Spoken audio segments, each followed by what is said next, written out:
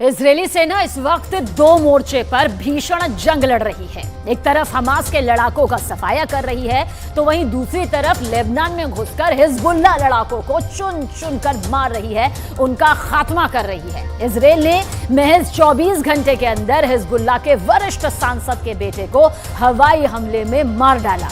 अब्बास राद को उस वक्त हवाई हमले में ढेर कर दिया गया, मार दिया गया, जब वो हिजबुल्लाह के ठिकाने से इजरायली सेना पर हमला करने जा रहा था।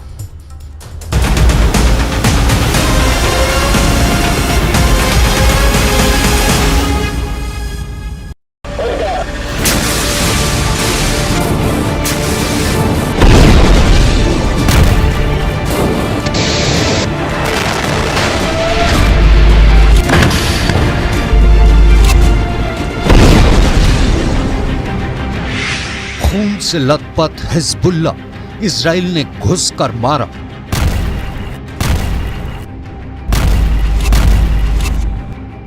जिस वक्त पूरी दुनिया हमास और इजराइल के बीच सीज फायर की खबरों को समझने की कोशिश कर रही है, ठीक उसी वक्त इजरायली लड़ाकू विमानों ने लेबनान में घुसकर हिजबुल्लाह लड़ाकों पर भीषण हवाई हमला किया है।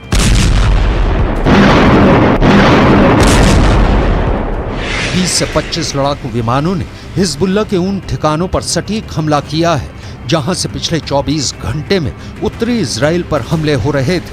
1.5 महीने से ज्यादा की जंग में भले ही गाजा पट्टी को इजरायली सेना ने रौंद दिया हो, लेकिन हमास का मरते दम तक साथ देने की कसम खाने वाले हिजबुल्लाह ने हूथी विद्रोहियों के साथ मिलकर इजराइल को तबाह करने का ऐलान कर दिया है।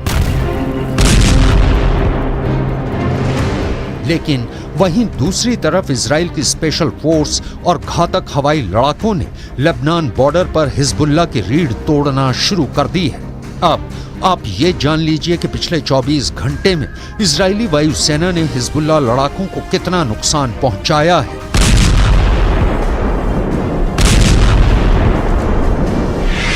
मारा गया हिजबुल्लाह के सांसद का बेटा अब्बास।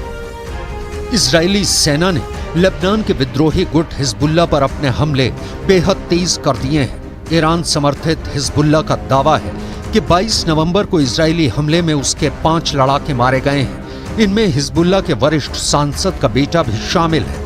हिजबुल्लाह ने बयान जारी कर बताया कि इजरायली हमले में हिजबुल्लाह के संसदीय गुट के प्रमुख मोहम्मद राद के बेटे अब्बास राद की मौत हुई है। हिजबुल्लाह की ओर से मारे गए 4 दूसरे लड़ाकों की पहचान और फोटो भी जारी की है। मोहम्मद राद के परिवार से जुड़े एक सदस्य के मुताबिक हिजबुल्लाह के वरिष्ठ सांसद मोहम्मद राद के बेटे अब्बास राद को बीट याहून के एक घर में इजरायली हवाई हमले में मार गिराया गया।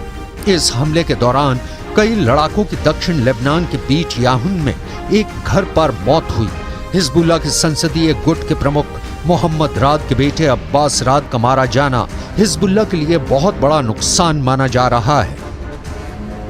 बेशक हिजबुल्लाह पर इजराइल ने ताबड़तोड़ हमले करके उसके ठिकानों को तबाह कर दिया हो, लेकिन यह भी सच है कि हमास की तरह हिजबुल्लाह इजराइल के सामने जरा भी कमजोर नहीं है। हिजबुल्लाह के पास ईरान से मिली घातक मिसाइलें और रॉकेट मौजूद है। 65,000 हिजबुल्लाह के लड़ाके अमेरिकी और इजराइल की स्पेशल फोर्स की तरह ट्रेंड है, जो इजराइल में घुसकर हमला कर सकते हैं। यही वजह है कि हिजबुल्लाह चीफ हसन नसरुल्लाह पिछले 2 हफ्तों से इजराइल को धमकी दे रहे हैं कि अगर गाजा में इजराइल ने हमले बंद नहीं किए तो फिर इजराइल को खून के आंसू रोने पड़ेंगे। शहदना फिल अय्याम अल-क़लीला अल-मादिया मौजा जदीदा मिन अत-तहदीदात मिन नेतन्याहू, मिन गैलेंट, मिन गैनेट्स, मिन आखरीन बित्तिजाह लुबनान, वसबबुहु हुवा इर्तिफाअ मुस्तवा अल-क़लक़ باتجاه ما يجري في هذه الجبهة وارتقائها كما ونوعا وعمقا.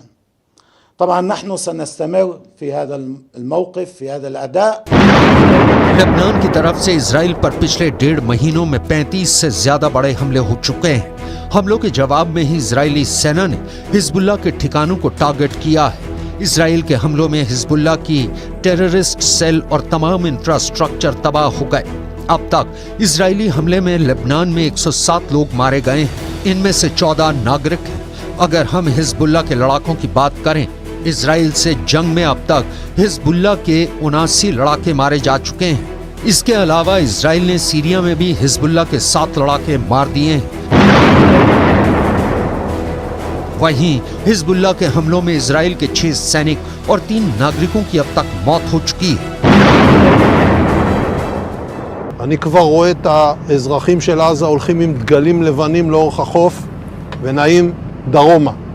וחיזבאללה גורר את לבנון למלחמה שעלולה לקרות. והוא עושה טעויות.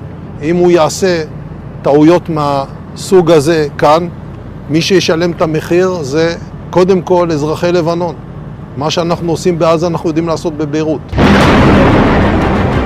वहीं दूसरी तरफ पिछले 18 घंटे में इजरायली वायुसेना ने गाजा पट्टी से लेकर लेबनान बॉर्डर तक हमास और हिजबुल्लाह के लड़ाकों की लाशें बिछा दी हैं। महज 1 घंटे के अंदर इजराइल ने हमास के 100 लड़ाकों को भयानक धमाकों से उड़ा दिया है।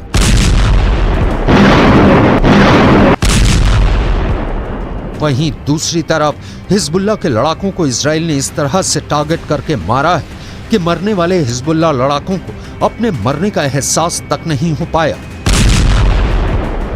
इजराइल के आईडीएफ ने जोरदार धमाकों से हमास और हिजबुल्लाह लड़ाकों के चीथड़े उड़ा दिए हैं। हिजबुल्लाह के पास ऐसे रॉकेट हैं जो इजराइल के किसी भी हिस्से को टारगेट कर सकते हैं। इसका अपना एक सशस्त्र विंग है जिसमें 1 लाख से ज्यादा लड़ाके बताए जाते हैं। इसके अलावा हिजबुल्लाह के पास 1.5 लाख मिसाइल होने का दावा किया जाता है। हिजबुल्लाह लेबनान की सेना से भी ज्यादा ताकतवर है।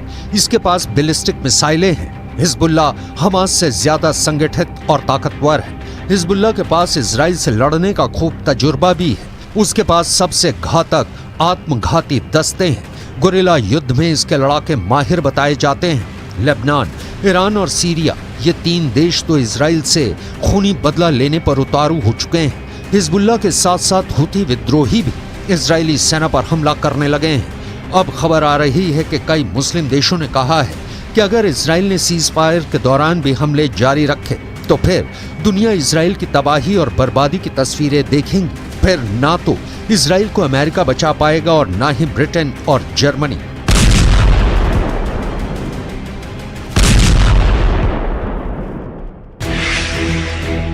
हिजबुल्लाह हुती का हमला, नक्शे से मिटेगा इजराइल।